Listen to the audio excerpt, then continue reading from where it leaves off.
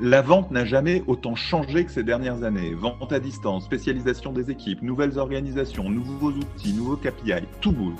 Dans le podcast de la vente réinventée, nous adressons cette problématique en profondeur 2 fois par semaine avec les acteurs de ces transformations, Head of Sales, Sales Ops et Sales Enablement des sociétés les plus innovantes dans le domaine. Bonjour à tous, je suis Gabriel Dabischwebel, fondateur de SalesDeck.io et de l'agence marketing 1 minute 30 et hôte de ce show.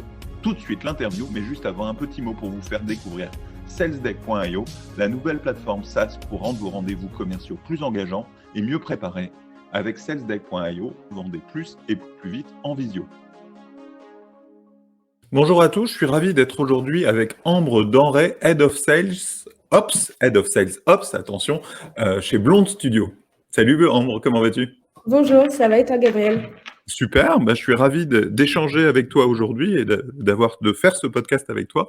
Peux-tu nous présenter dans un premier temps Blonde, puis un petit peu ton parcours, et puis on va s'apesantir sur le fait que tu es Head of Sales Ops, et je vais vous dire pourquoi un peu plus tard.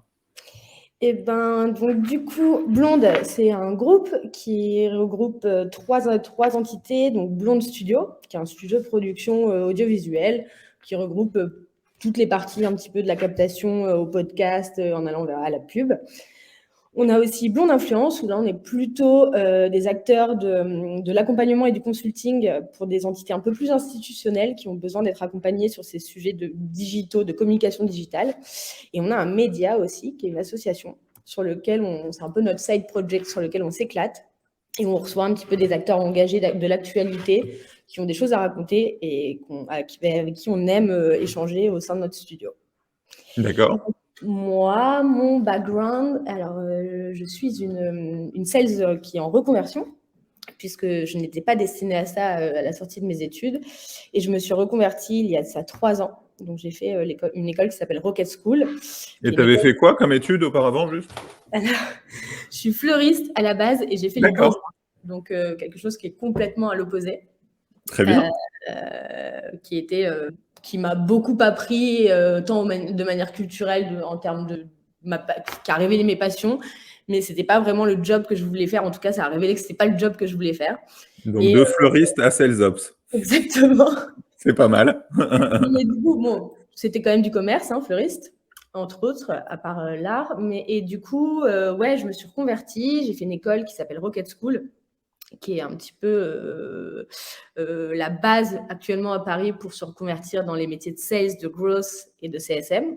Effectivement, pas mal des personnes qu'on a interviewées sont passées par Rocket School et en ont gardé un très bon souvenir. Un bon souvenir, ça m'a projeté, on va dire, dans un écosystème super dynamique dans lequel je me suis éclatée et qui fait aujourd'hui que je suis à cette place chez Blonde Studio. Alors, on va rentrer dans le cœur du sujet, à savoir que tu as été recruté comme Head of Sales Ops avant même qu'il y ait des sales.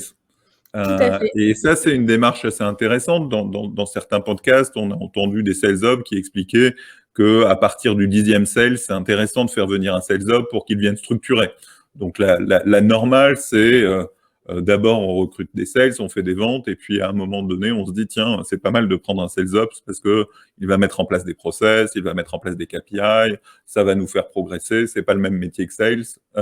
Et chez vous, vous avez procédé dans l'autre sens, donc en commençant par ton recrutement. Tu peux nous raconter l'histoire ?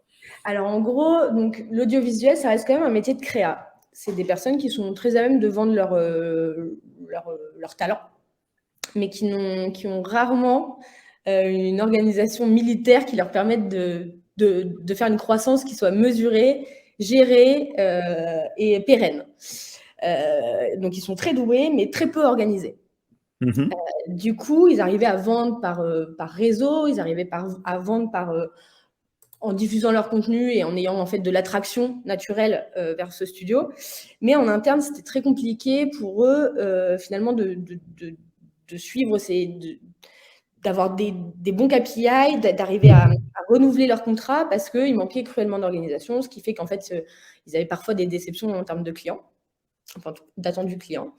Et moi, j'ai rencontré ces personnes-là en tant que presta et j'étais sales déjà à l'époque et je leur ai dit, mais les gars, moi, je vends tout ça dans une organisation qui est structurée et j'arrive à vendre 4, 5, 6 prods par mois. et à satisfaire mes clients. Mais vous, vous vendez moins de prod, par contre, vous êtes beaucoup plus doué que mes équipes. Je ne comprends pas pourquoi ça ne marche pas. Et je leur dis, il vous manque vraiment des process en interne. Et là, de là, vous pourrez aller vendre de plus en plus et être pertinent dans votre secteur. Donc, on a réfléchi ensemble à comment faire. Et moi, je leur ai dit, vraiment la base, c'est vous devez structurer votre entreprise. Il n'y a pas de sujet, il n'y a pas de process interne, vous n'avez pas de process avec vos clients, vous communiquez avec vos clients via WhatsApp, vous n'avez aucun outil de gestion de projet en interne. Moi, au moment T, là où je regarde où vous en êtes, je ne sais pas pour qui vous bossez, où en sont vos projets, quand vous livrez, qui il faut appeler. Vous n'avez pas de CRM, vous n'avez rien. Donc, c'était juste pas possible. Donc, on s'est dit que ça reste un secteur qui est Enfin, moi, j'ai un boulevard devant moi pour la captation. Enfin, en audiovisuel, on le sait, tout le monde a besoin de vidéo aujourd'hui et de captation. Et j'avais vraiment la volonté de leur faire comprendre qu'en organisant déjà en amont tous leurs projets, en définissant des personas qui soient clairs, voilà, en structurant toute cette base-là, on pouvait amener la croissance qu'ils attendaient chez Blonde Studio. Donc en fait, c'est pas comme s'il n'y avait pas déjà des sales, mais c'est que les fondateurs étaient les sales qu'il fallait faire progresser. Tout à fait. Donc oui, il y avait des sales, c'est pas leur métier de base, mais en tout cas, ils savaient vendre leur talent et leur métier, parce que c'est des monteurs, on a un monteur, on a un spécialiste de la com, on a un copywriter. Donc, enfin, tu vois, on avait des métiers de l'audiovisuel qui savaient vendre leur talent, mais qui ne savaient pas comment amener la bonne croissance au sein de l'entreprise. D'accord. Du coup, ils m'ont embauché et j'ai passé donc les premiers mois, finalement, les 3 premiers mois de mon arrivée chez Blonde à structurer toute la boîte. Mais vraiment tous les métiers de la boîte et toute la gestion de projet pour qu'on ait un funnel qui soit clair et bien établi pour me faciliter les choses dans la vente et pour leur permettre, eux, d'engranger pas mal de projets et de pouvoir les suivre et d'être pertinents et de tenir des délais qui sont peu raisonnables en audiovisuel. Ton poste n'est pas Head of Sales Ops, en fait, c'est presque plus CEO. Alors là, je retourne dans le Head of Sales, puisque une fois que... Alors, c'est vrai, c'est ce que j'ai fait sur le début. Après, c'était pas c'est quelque chose qui s'est révélé, tu sais, comme quand tu arrives dans une boîte, donc malgré toutes les recherches que tu peux faire sur cette boîte et tout, il y a quand même le discours des fondateurs et toi, ce que tu envoies, donc tu rentres dans une aventure. Et là, tu te rends compte qu'en fait, les enjeux, c'est pas du tout ce qu'on t'avait vendu à la base. Ouais, qu'il faut d'abord construire les fondations avant de faire la vitrine ou la façade, quoi. Tout à fait, donc hyper challengeant, hein. Moi j'adore, mais pas du tout ce que moi je devais faire, ce qui était marqué sur ma fiche de poste, qu'on soit clair. Donc et on a eu cette discussion, tu vois, donc j'ai pris le challenge. Et ils t'ont laissé faire facilement d'une certaine façon, tu touchais à leurs prérogatives d'organisation, etc. Ce qui est étonnant, c'est qu'ils m'ont fait tout de suite confiance et ils ont validé aussi auprès des équipes le fait que j'arrive et que j'ai un petit peu la main mise sur ces sujets. Donc, ils ont été plutôt facilitateurs, ce qui a fait que je n'ai pas eu de frein au changement finalement dans les équipes. Il y avait combien de personnes dans l'organisation à l'époque ? Ils étaient 13. D'accord, ouais, ce qui est déjà non négligeable, quoi. Ouais, et une majorité de garçons, sans vouloir... Donc, moi, j'arrive, je suis le profil business qui débarque dans une boîte d'audiovisuel avec beaucoup de créa, et je leur dis, non, mais les gars, on va tout déconstruire, et puis on va tout refaire. Mais vous êtes talentueux, hein. Il n'y a pas de sujet, vous êtes talentueux. Donc, ouais, pas de frein au changement. Ils ont même été plutôt facilitateurs, voire hyper contents que j'arrive, quoi. Ouais, non, mais souvent, les gens un peu désorganisés sont très contents que quelqu'un vienne mettre un peu d'ordre, structurer les choses. Finalement, ils en sont les premiers bénéficiaires. Tout à fait. Donc, ça a été quand même 3 mois assez intenses, puisque à coup de mise en place d'outils, je suis pas réunionnite aiguë, mais bon, réunion pour que tout le monde soit dans la même direction, que les process, que tout ce que je mets en place soit bien présenté aux équipes, qu'ils puissent prendre en main, qu'il y ait de la formation en interne pour qu'ils puissent prendre en main tous les outils et qu'on facilite le travail des uns et des autres et la place des uns et des autres aussi, parce que ça, c'était important. Donc, une fois que j'ai fait ce gros travail de fond, donc là, depuis, 3 mois maintenant, là, je me mets plus du côté de ma vraie fiche de poste de sales, puisque maintenant que j'ai des process et que je sais que les projets peuvent être bien gérés et gérés de manière efficace pour répondre aux attentes des clients, là, du coup, je suis en grosse structuration de mon équipe sales. Et effectivement, on est une petite boîte, donc on n'a pas non plus la possibilité d'engranger énormément de contrats.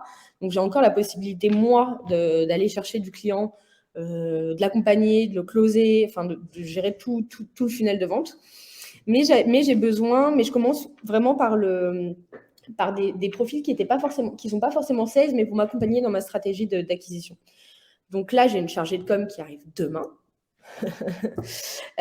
qui va m'aider un petit peu à nous donner en fait de la visibilité, notamment sur les réseaux, parce que c'est souvent les équipes qui font de la vidéo qui sont les moins présentes sur les réseaux. Enfin, en tout cas, vu qu'on est une petite boîte et qu'on commence. Donc là, elle m'aide à structurer tout ça, à bien asseoir le MVP, à bien créer les bons formats pour qu'on soit pertinent. Je m'accompagne aussi depuis le début de ces 3 mois là d'une alternante qui est directrice artistique parce qu'elle m'aide dans finalement la stratégie client. C'est-à-dire que quand je vais voir des clients, j'ai besoin d'avoir ce directeur artistique qui permet de donner de la créa à la vision et au brief des clients. Et ça, c'est hyper pertinent dans mon domaine, puisque au-delà de répondre à un brief client, moi, je lui apporte de la créativité.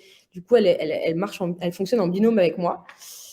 Là, je cherche un growth senior et je veux pas me tromper, donc ça me prend du temps, je vois beaucoup de monde. Et ce growth, c'est un peu pour... moi, je suis pas growth, donc je saurais pas former quelqu'un, donc c'est pour ça que je cherche un senior. J'aimerais vraiment quelqu'un qui fasse le pirate et qui aille tester plein de choses pour faire de l'acquise dans mon domaine, parce que l'automne n'est pas vraiment pertinente au stade où on en est, et de par la concurrence également, qui existe dans mon milieu. L'automne, c'est-à-dire l'automatisation, tu vois, tout ce qui est automne de mail, c'est clairement pertinent aujourd'hui. Et donc, pour le moment, je cherche vraiment quelqu'un qui va essayer d'aller un petit peu plus loin. Donc, c'est un profil difficile à recruter. Et je vais aller chercher à Rocket aussi à partir de septembre. Du coup, là, pour le coup, un sales qui fera, lui, de l'acquisition un petit peu plus de masse, parce que j'aurai les bonnes bases et les bons contenus pour valider notre expertise sur les médias, quoi. 5 ETP sur une boîte d'une quinzaine de personnes, ça fait beaucoup sur les postes marketing sales. C'est un vrai investissement. C'est un vrai investissement. C'est aussi pour ça que alors, en chargée de com, ce qui est cool, c'est qu'elle est quand même... on est là aussi pour valoriser, nous, les contenus qu'on fait. Donc, c'est aussi lié à... Elle va aussi avoir du pouvoir sur Blonde Influence et sur Blonde Média. Donc, ça me permet d'allouer son poste sur plusieurs axes de notre boîte. La DA, elle travaille aussi sur le côté prod. Donc, pareil, je prends un petit peu de son temps pour m'aider dans ma strat, mais elle reste quand même côté prod. Et du coup, moi, j'ai vraiment ces 2 recrutements qui sont importants, le growth et le sales, et moi. Effectivement, donc c'est 3. Mais c'est ce qui va nous permettre derrière aussi de faire monter les équipes de prod, tu vois. Donc, c'est en... Ouais, non, mais ce qui veut dire, c'est que c'est quand même un vrai pari à l'échelle de la boîte. Ouais, tout à fait. Et il va avoir quand même une certaine pression sur les résultats parce que ça fera à la fin un poste de coût non négligeable dans le temps, quoi. Ouais, tout à fait. Grosse pression, mais après, tu vois, on essaye d'être smart, de ne pas faire ça n'importe comment. On a pris du temps aussi pour être bien d'accord sur la vision et qu'on ait bien une vision qui soit la même avec les cofondateurs. Et parce qu'on a aussi de la concurrence, il faut qu'on soit force de proposition, il faut qu'on ait les épaules pour aller chercher des clients. Et là, ce qui est cool, c'est qu'on a quand même, là, depuis que je suis arrivée, on a eu pas mal de jolis contrats là dernièrement, avec des grosses boîtes, ce qui fait qu'on commence à avoir même de l'entrant. Donc, on va pouvoir aussi muscler un petit peu nos équipes de prod. Donc, en fait, en parallèle, on arrive à faire monter le pôle sales, mais aussi à faire monter le pôle prod, parce que j'avais mis des choses en place qui ont facilité les prods et qui nous ont permis d'engranger ces prods et de les faire correctement, et du coup de répondre à une demande client. Et du coup, ce qui fait qu'aujourd'hui, j'ai la possibilité, en tout cas la confiance des fondateurs, pour pouvoir prendre ce risque. Super, Il super. faut que j'ai confiance en moi aussi, et je l'ai pour aller chercher tout ce business, mais il y en a. Donc faut Non, juste... il y en a, ça c'est sûr. Tu sais, avec 1 minute 30, je suis un peu dans un marché connexe, hein. Ouais. Donc il y a beaucoup de business de vidéo, mais il y a aussi beaucoup d'offreurs. Donc il y a vraiment, c'est un marché sur lequel il y a beaucoup de concurrence, sur lequel c'est effectivement assez difficile de faire un prix ou de faire accoucher d'un prix le client, parce que une vidéo d'1 minute peut coûter pas cher et très cher. Tout dépend de ce qu'il y a dans la vidéo. Donc c'est vrai que c'est un marché pas si facile à scaler et à réussir à développer, compte tenu du fait que oui, il y a beaucoup de demandes, mais tu es aussi dans un océan rouge avec énormément d'offres, y compris après sur des indépendants sur Malte, etc. Comment justement vous comptez vous différencier? Alors, bon, là, on est dans la stratégie de Blonde, mais ce qui est chouette chez Blonde, c'est qu'avec nos 3 entités, on arrive vraiment à créer des synergies. C'est-à-dire que le média, de manière vraiment hyper engagée, on reçoit des gens, ce qui en fait génère des rencontres. On est plutôt des relationship makers, tu vois. On va rencontrer des gens qui vont nous faire rencontrer d'autres personnes qui ont besoin de captation, qui vont créer des synergies ensemble, qu'on va capter. Et notamment, le gros client dont je te parlais, c'est une marque de fashion qui travaille avec des artistes en collab. Et nous, on va capter ces moments-là. Donc, en fait, on n'est pas tant dans la pub, on est plus dans la captation de rencontres, de collaboration, qui fait qu'en fait, c'est pas, enfin, dans la captation, c'est quelque chose, enfin, il y a beaucoup de concurrents qui font beaucoup de pubs, qui sont là pour aller booster tes réseaux sociaux en tant que marque. Et nous, on est plus dans le booster les communautés de ces marques. Donc, c'est ce qui fait un petit peu qu'on est différenciant, que notre proposition de valeur, elle est différente. Après, pour être très honnête avec toi, moi, quand je suis arrivée chez Blonde, l'enjeu, c'était de faire de la pub.